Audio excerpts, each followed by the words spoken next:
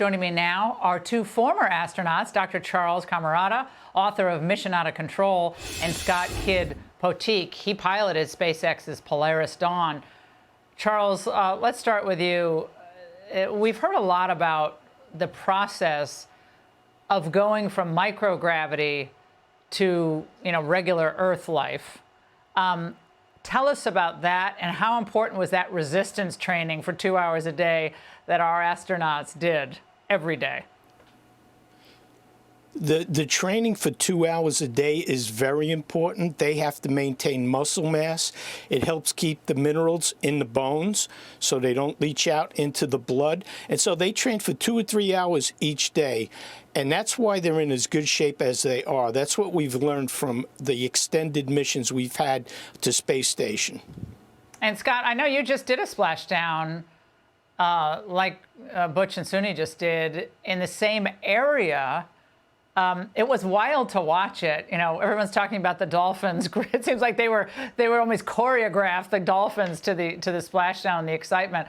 But what's that feeling like when you're actually hitting the water? It's pretty intense. They equate it to like a small car crash as far as the impact when you hit the water. Unfortunately, ours was at night, so whether we had dolphins or not, I'm not sure about that.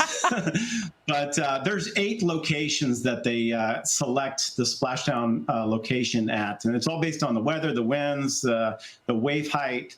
But it's truly extraordinary, and we all should be celebrating this accomplishment. It's a mic drop moment for SpaceX, for Elon, to bring these astronauts home. So it's truly awesome. And I have to say, Charles, I was watching some of the other networks' coverage, because I do that. I flip around.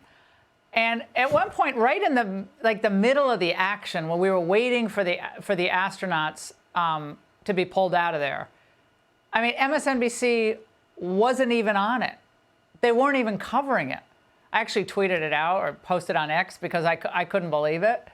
But this is a moment for America to celebrate. And also a big thanks to President Trump and Elon Musk for just saying, you bet, let's get him home.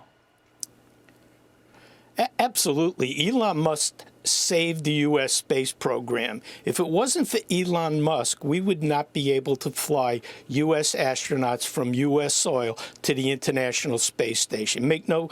There's no doubt about it. We stopped flying astronauts on Space Shuttle in 2011. And Scott, we're going to have a press conference. We're going to dip into it in a few moments. But what about that? This idea that space travel at some point seemed like it was going to be beyond our reach, our capability. And yet it took a private industry with the intuitive sense and perseverance and engineering knowledge of Musk and everyone he assembled to cut through that and say, no, we might need some government help as far as funding, but we can't abandon what we had been doing in space. We have to keep going. Talk to that and how important that was and is.